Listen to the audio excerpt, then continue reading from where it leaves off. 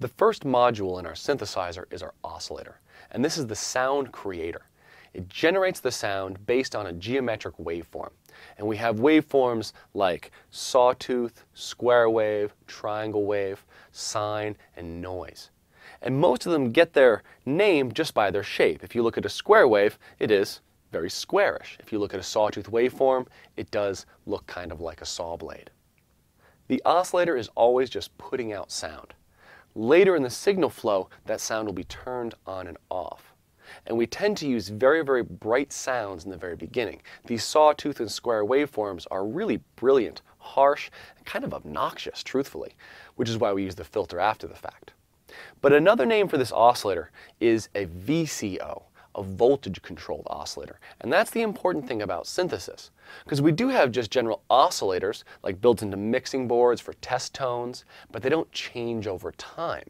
And that's the key to the synthesizer oscillator, is that it can be modulated, it can change over time. And all these modules have one specific thing that changes over time. And in the oscillator, it's the pitch or frequency. Which makes sense, because if you think about a synthesizer, one of the most important things is that you play up and down the keyboard and it changes to be the correct note.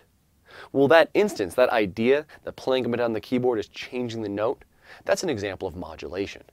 That's key position modulating the pitch of the oscillator. So we can see that this idea of modulation is that time dimension. How is the oscillator going to change over time? And there are many things that can modulate the oscillator, modulate the pitch of the oscillator, and the key position is one of the most important ones. Now, I think it's important when you start getting into synthesis to appreciate the sound of the different waveforms. And we tend to associate the square wave with kind of a hollow sound, and the sawtooth waveform with kind of a bright, brilliant sound. And there's a good reason for that. If we look at the harmonic structure of a square wave, it's missing the even partials. We kind of jump. We have 1, and 3, and 5. But if we look at a sawtooth waveform, it has them all, and it starts to sound more full. Now, this is interesting because when you start listening to real instruments, you can start to picture, is that more saw wave-ish or square wave-ish? And actually, the shape of the waveform is related to how the sound is actually initially created. So if we think of a clarinet, we usually associate a clarinet sound with more of a square wave shape. And a clarinet does have like a hollow kind of sound to it. And if you think of how a clarinet makes its sound, it kind of makes sense that it'd be square wave-ish. You have a reed, right, in the player's mouth, and that reed goes up, lets the air through, closes down, opens up, closes down, opens up, closes down. Very fast, right? Vibrating on and off. But it's like a switch, turning on, turning off, turning on and turning off. And that creates a square wave-ish shape. And if we're trying to emulate a clarinet, we actually start with a square wave waveform. If we're trying to emulate, say, a string sound, like a violin, a bow on a violin, we have a horsehair bow with sticky rosin on the bow, and it's pulling against that string. And as it does so, the string goes to the right, it pulls away from it, and then eventually the tension on the string is so strong, it snaps back. We call this motion a slip and stick kind of motion. And it's related to the wave shape, because you can see as it pulls along that string, the string moves up in one direction, eventually it just snaps back to zero and starts over again. So we get this saw wave-ish kind of shape. So if we're emulating a string instrument, we usually start with a saw wave type of shape. So you see, we start getting a language and a way to think about these timbres and these sounds in a really nice way.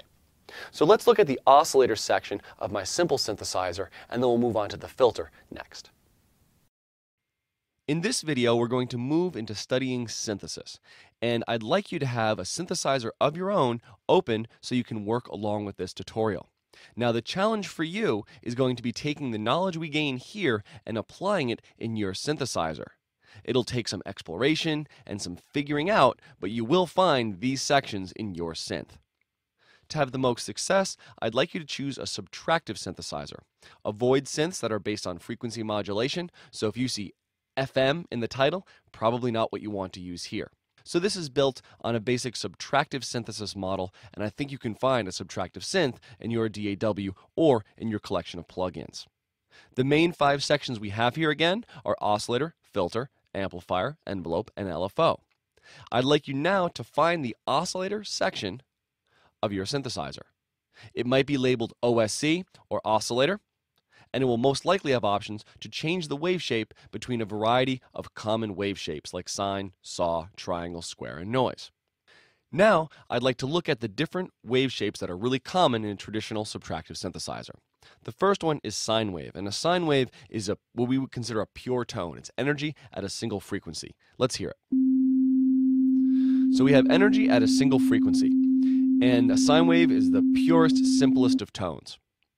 We also have options if we want to get a brighter timbre to switch to saw wave. And we are going to see that that's going to bring in a series of upper partials or upper harmonics. If I choose square, we're going to see a different arrangement of the upper partials. It's a more hollow sound like we described earlier. Sawtooth is going to include all partials, and a square wave will include only the odd. With the square wave, you see it's an open sound because it's missing every other harmonic. So a square wave is only the odd harmonics, and the saw wave is all harmonics.